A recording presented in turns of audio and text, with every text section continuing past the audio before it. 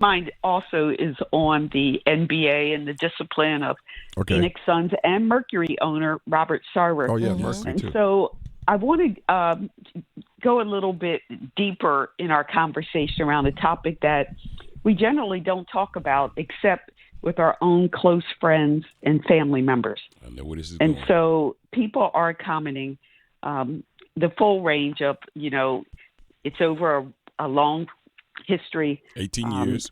18 years, to people saying he has to be removed.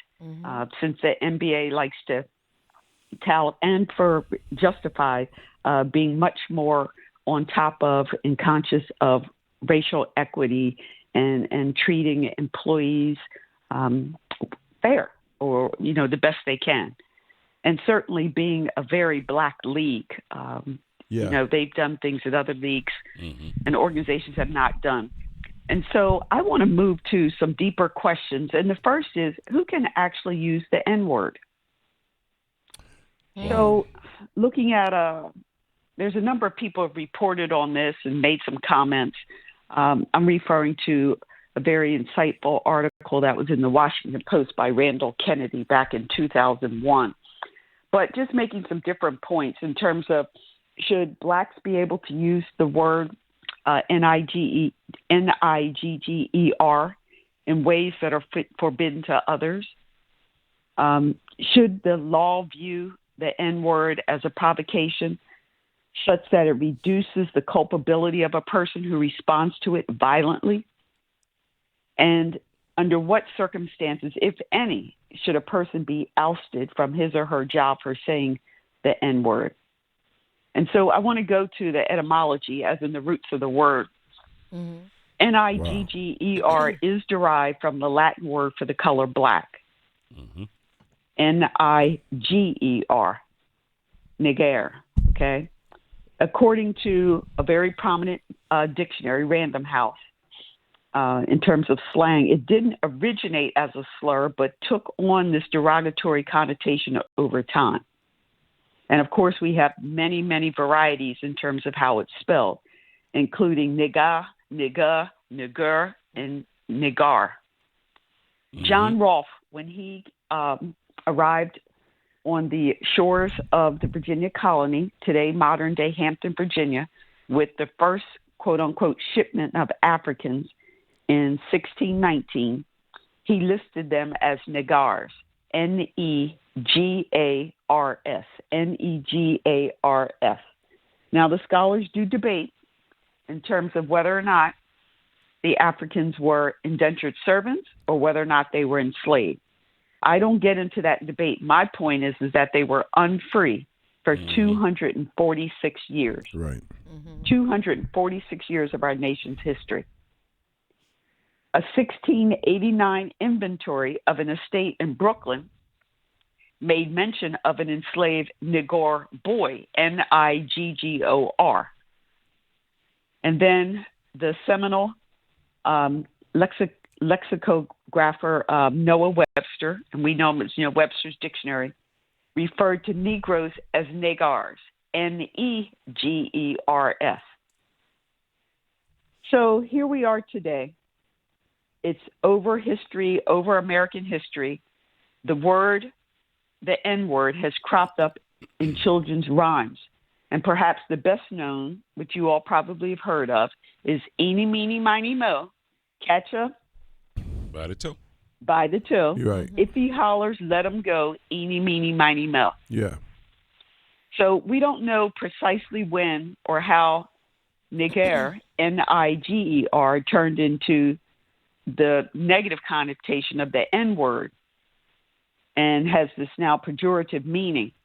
But we do know by the end of the first third of the 19th century, the N-word had already become a familiar and influential insult. Now, if anybody wants to go deeper and really look at the anger and the anguish for blacks when that word is deployed, you have to read the amazing writing of Richard Wright, and his book is called The Ethics of Living Jim Crow. Jim Crow is that period of time. Yes. Some people say it's still here, but when segregation was legal, as in blacks couldn't go to just about all libraries couldn't enroll in Duke, UNC, or NC State. Restaurants, movie theaters. It was legalized, as in state sanctioned, Yes. state sponsored. And in his memoir, in Richard Wright's memoir, he talks about life in the South during the teens and 20s. He attacked the Jim Crow regime by showing ugly manifestations in day-to-day racial interactions, and how whites used the word not only for trying to get enslaved folks or people to respond to commands or directives, but also during lynching, harming, beating black people. That's when the word was emphasized, basically saying that you're less than me, you are inferior to me, you are less human, less humane, less intelligent, less beautiful. And so here we are today, and people of all races use this word. Some would say it should never be used. It should be banned. It's one of those words that should be wiped from our language. Others say take ownership of it and turn it into nigga, just like for many in the LGBTQ have taken ownership of the word of being gay, right? Or taking words and taking control and ownership of it so that you can't harm me with that word anymore. So I'll pause there. Whether or not we have white friends who use the word in a playful way, we have white friends who use the word because they listen to our music and they hear us using the word. So how can we tone police them? So let's just open this up. Yeah. Wow. It's a lot to go through right there. Yeah, That's a lot to unpack. But I'm ready for that. Yeah, first of all, let me commend you on just taking us down that path Right. of getting down to the to the foundation of the word itself, and being more educated and more informed about different forms of it and how it falls on people's ears. I would tell you personally, as you was going through it, as you were saying it, I felt injured a little bit when you mentioned the word. It made me feel. Yeah. It made me feel really uncomfortable. If I was being fair about it, and I'm like, wow. And you, as you always do, very eloquently, just put it right out there and gave us some things to think about.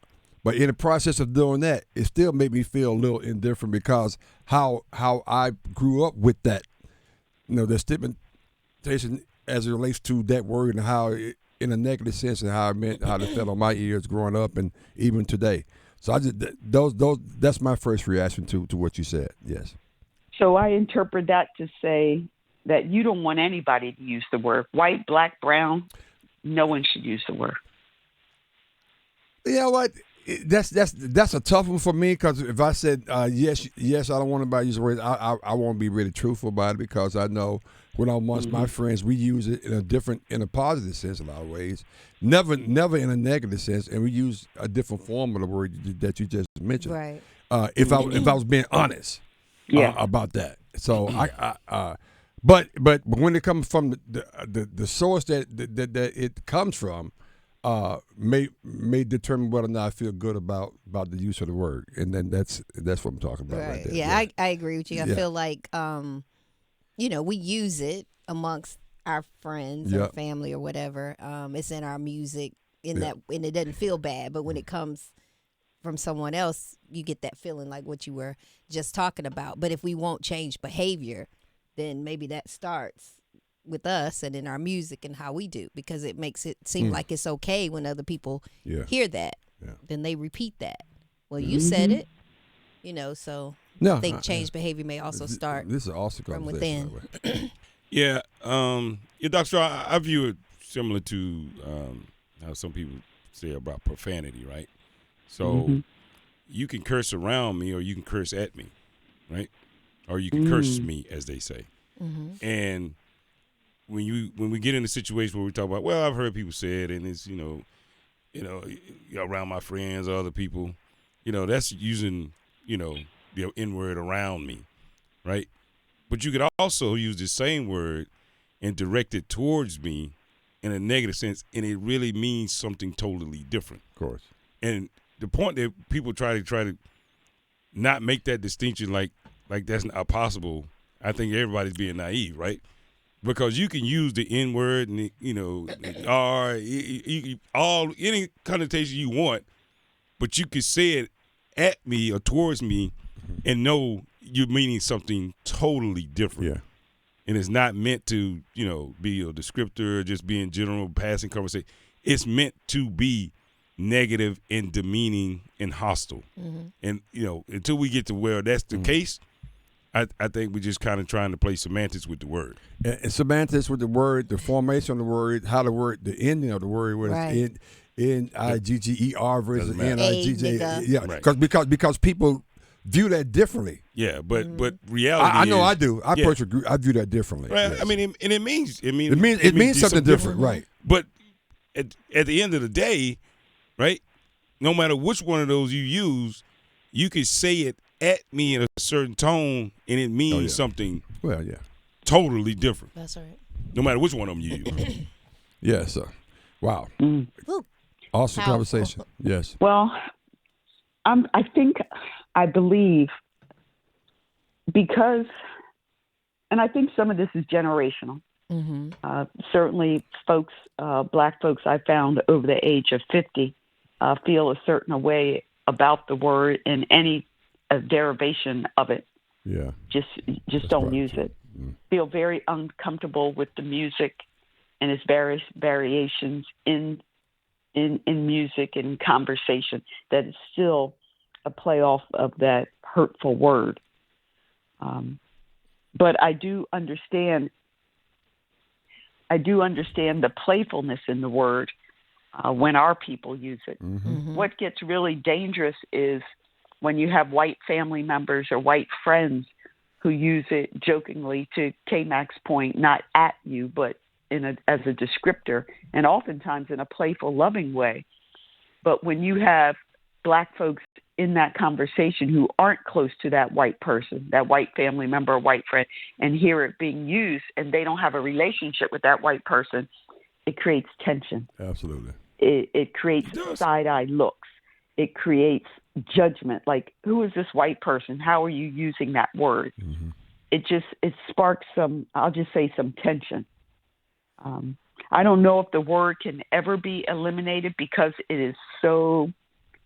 No. It's such a hot, it immediately draws attention and emotion. Yeah.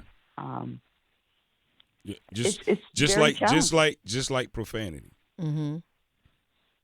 I would go deeper than profanity. Immediately when you hear profanity, it draws attention.